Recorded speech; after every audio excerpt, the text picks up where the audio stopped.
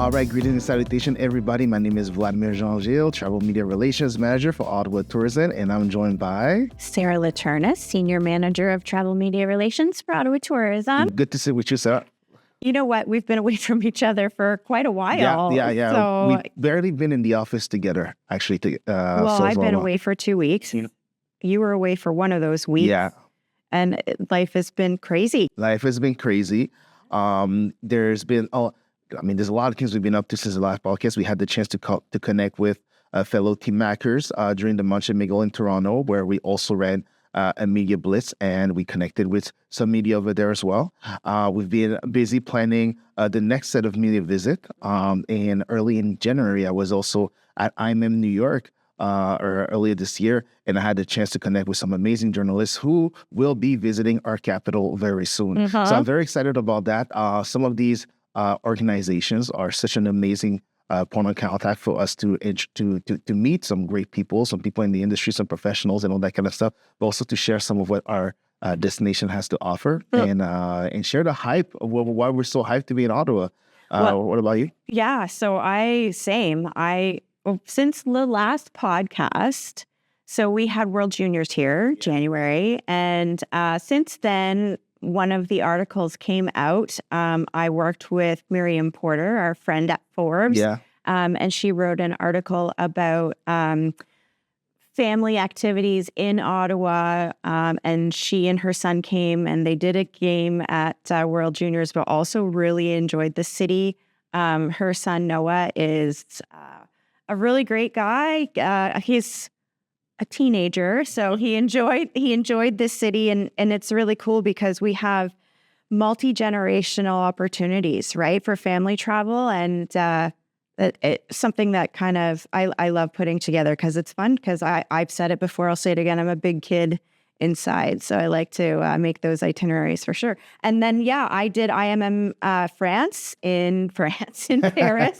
I was there the 12th. I believe was the actual event. And then I made a media mission of our own for us. And I met with media before and after the conference as well. And we've got some irons in the fire. I don't like to make promises. So, maybe next podcast we'll be able to update on what those are. But some pretty exciting stuff is going on. Well, this is actually a perfect way to segue to our first story because I was a teenager when I came to Ottawa for the first time. And it was right around the spring that I started coming here. So I have a very strong connection to Ottawa in the spring. And that's what we're going to be covering in the 6th episode of our podcast. We're going to talk about what's going on in the spring. And mind you, I do enjoy the charms of winter. But I am so happy to be transitioning into a new season. Oh, God, me too. Holy. Anyway. Because with spring comes the promise of warmer and longer days and the return of our migrating birds who are coming back home. And I feel very positive about the upcoming season.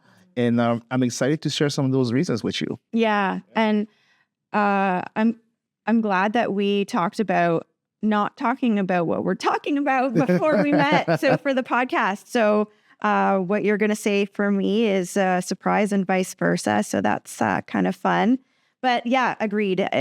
I love the heat myself, and spring is an indicator that summer is coming, and I'm a summer lover. So my favorite part about spring in Ottawa is on the heels of it warming up is the blooms. And of course, you can't talk about the blooms without the Canadian Tulip Festival. You're right. Yes, I knew we were both going to talk about it. So, so tell me, what's your favorite part of the Tulip Festival? Well, for me, it's the history of it. I'm a big history buff. And the fact that, especially in this day and age, it's very important to sort of reiterate how much we are proud of the connections that we've made as a nation with other nations as well. And how we've the bonds of friendship that we have with the Netherlands, how that came to be. I mean, that's a story in and on itself. Well, we had that documentary come last year, and they're going to be doing, I should elaborate for our audience.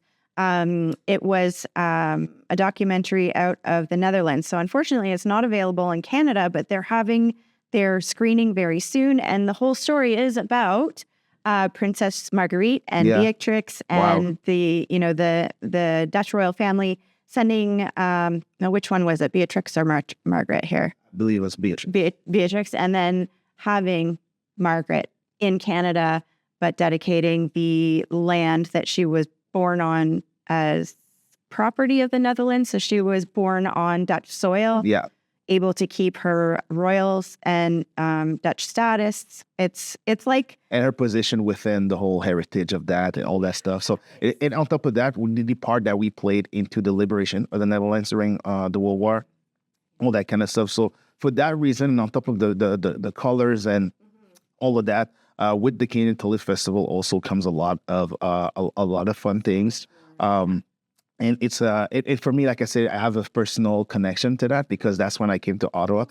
When I first came to Ottawa, I moved a little later, but when I first came to Ottawa, it was during the spring. So I'm really excited about that. Another thing that I'm very excited about is the maple syrup season. okay, So okay. I'm really stoked about that. I have the list of some of the names of the sugar bushes that we have in the in the season for some maple syrup fun. You can find all that information on the Ottawa Tourism.ca website and just look up for some of the activities in the spring. And you'll learn about Stanley Old Maple Lane Farm that's located about 30 minutes east of downtown in Edwards. There's also the log farm that sort of gives you a more of a, it brings you sort of like back in time. It gives you a sort of an authentic experience of what it was like during those times, located in Nipin, that's in the west of Ottawa. There's the Fulton's Sugar Bush and Maple Shop that's going to be open daily from March 1st to April 20th.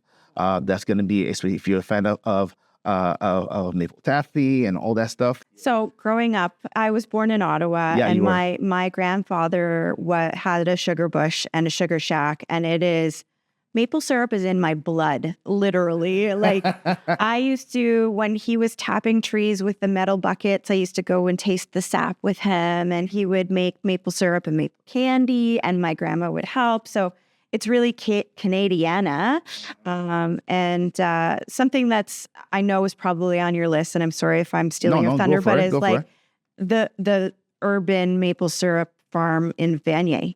Right? Yes, it is on my list. You're right. Right? But like, how often do you get, first of all, so many maple syrup farms that are within that close vicinity to a city, and then one right in the city? Like, that is so unique. Mm-hmm. Yeah. Absolutely. And it's something where it's so typically Canadian, Yes. and just also just knowing about the process of maple syrups and how it's made, how it comes together and all that kind of stuff. I mean, it's all really cool. And we being Ontario, Ottawa, Gatineau region are the largest distributors of maple syrup throughout the world, which is pretty cool too, I'd say. So let's move on.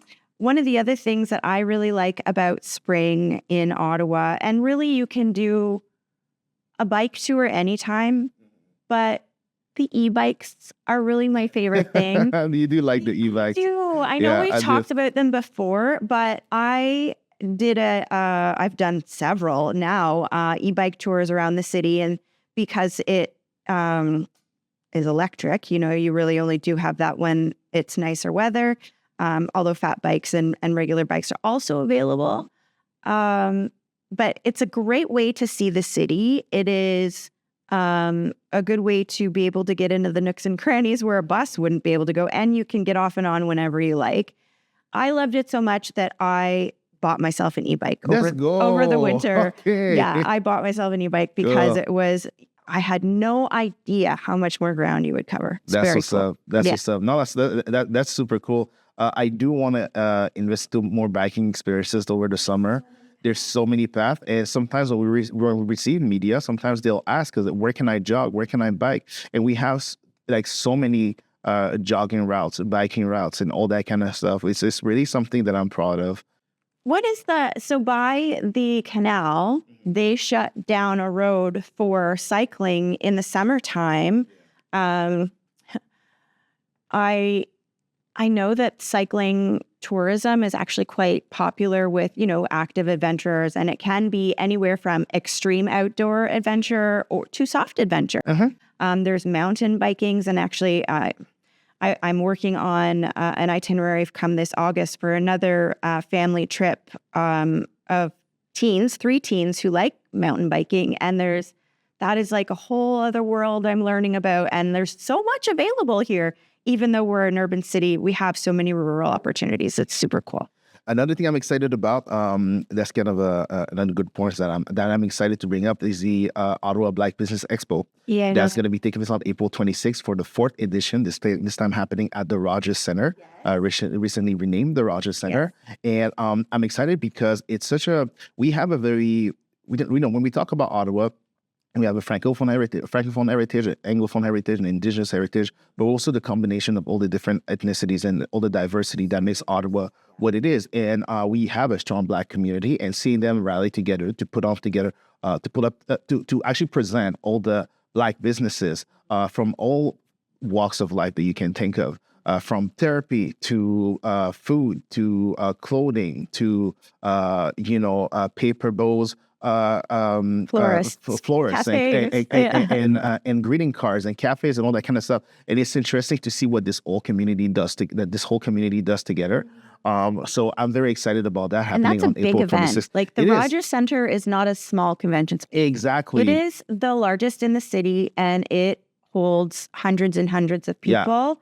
And really, it's hard to explain without showing it off, but it's really a gem of Ottawa, especially for, conferences and events and trade shows. And it's also another format of tourism that we don't talk about frequently, but we have so many opportunities, for business events, not just the Rogers Center, but big, small, out of the city, inside the city, all kinds of great places. Absolutely. So I'm very excited about that. And again, happening on April 26th at the Rogers Center. It's the 4th edition. And what's amazing about the Black Business Expo is that they have this is kind of like a champagne problem, I would say, is that every year it gets bigger and bigger, and they have to move into a bigger venue. So like you said, the Rogers Center is kind of it's a pretty big place to feel. It's a convention hub in North America.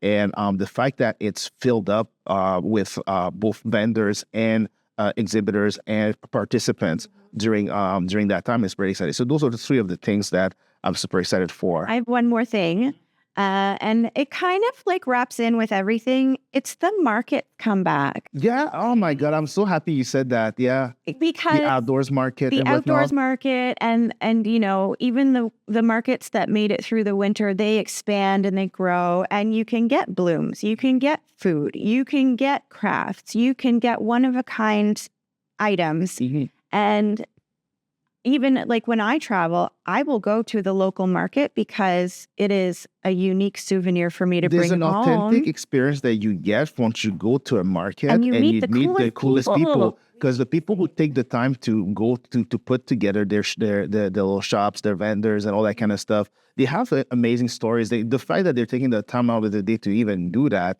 it says a lot about who they are. And they get up early, and it's also such a cool moment to experience the vibe of a city when it's alive. People are talking. And there's so many different neighborhoods, right? Not just the Lansdowne Market or 613 Flea, or like there are so many, and I'm sure there'll be even new ones.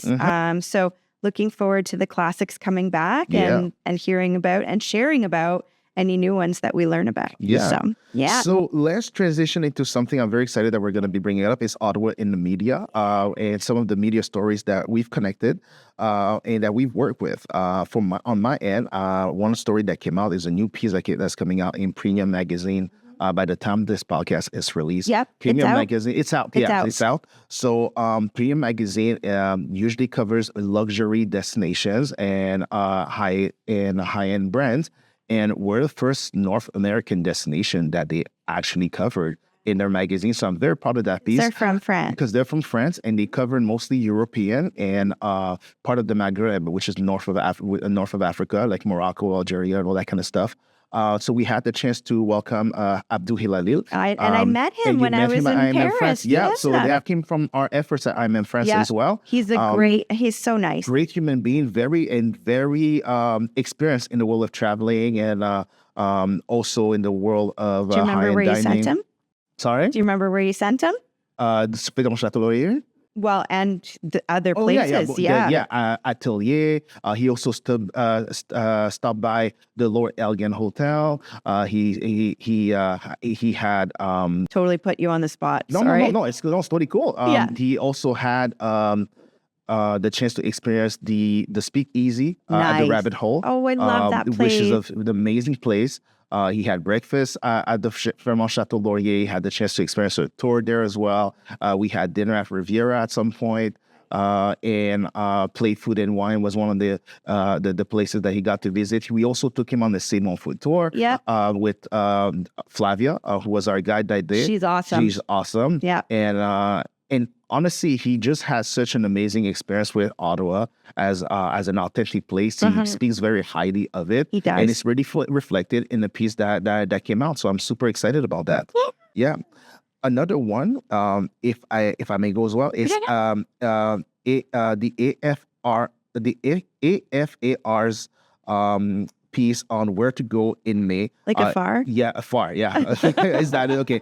So afar, where to go in May is officially live. And he mentioned the best places to visit in the world in May. So I had a chance to work with on this piece with Destination Canada, and when we put that together, it was really fun because we got to get a quote from one of the staff of the Fairmont Chateau as to some of the things to do. And here she says, when you come to in May, and if you come for the Toulouse Festival, head to the festival in the morning for fewer crowds. That's some of the tips that she's giving the visitors.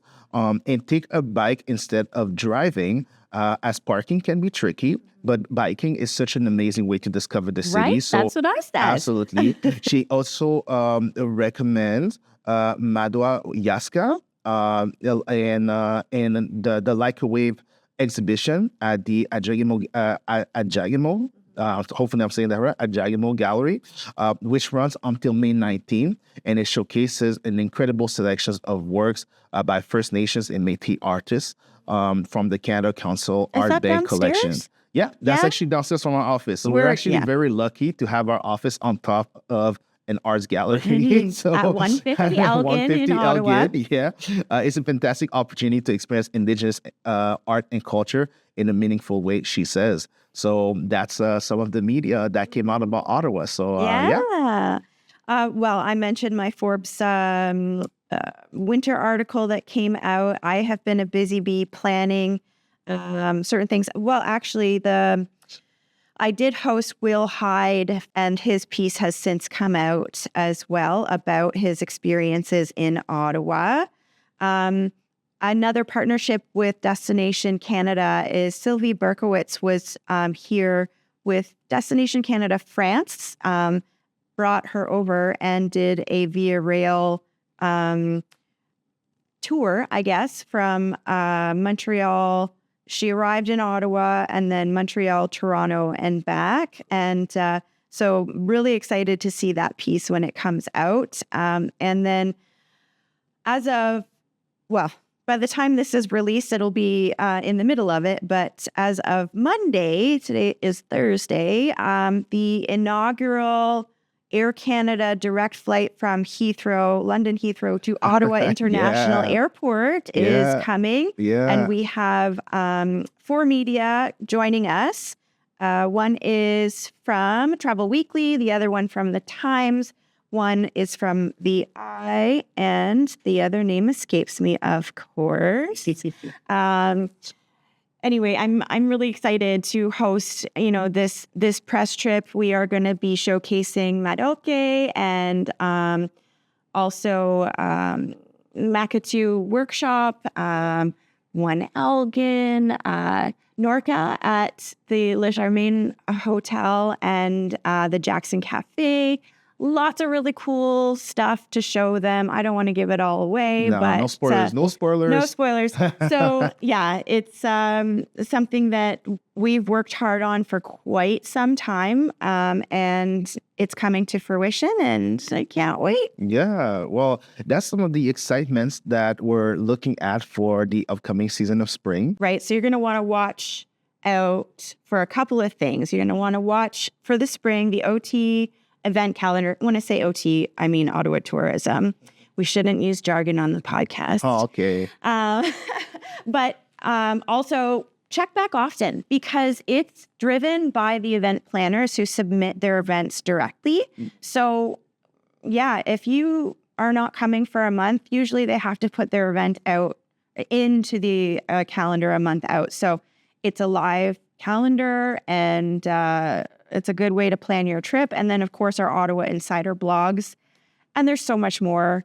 We have our media resources on the media tab available for anybody who's looking for B-roll or maybe some assets. We do fact-checking. Anything you need as a media person or even a member or stakeholder within Ottawa, we can help all of our partners out. So, yeah. And please don't forget to use the hashtag #MyOttawa when visiting Ottawa, when posting about Ottawa, so we can find you, repost you, and sort of interact with you. Connect with us. We're on LinkedIn, Ottawa specifically, but Vlad and I both are on LinkedIn, and I have Sarah Laturnus Ottawa Instagram and Facebook, and so happy to connect with any media or members or anybody who wants to know more about what's up in Ottawa. Yeah. Ladies and gentlemen, and that was it for this episode of What's Up in Ottawa. We're looking forward to connect with you very soon and see you in the spring. Bye-bye. Bye. Mesdames et messieurs, merci de vous être rejoints à nous pour cette 6e édition de What's Up in Ottawa. Ottawa, c'est comment? Voici vos résumés francophones qui vous sont apportés et présentés par Vladimir Jean-Gilles. Alors, en tout, nous avons parlé des choses les plus excitantes que nous avons bien hâte de faire l'expérience ce printemps au travers plusieurs activités. Nous parlons également des cabanes à sucre, des pistes cyclables, qu'on pourra faire l'expérience. Nous avons également parlé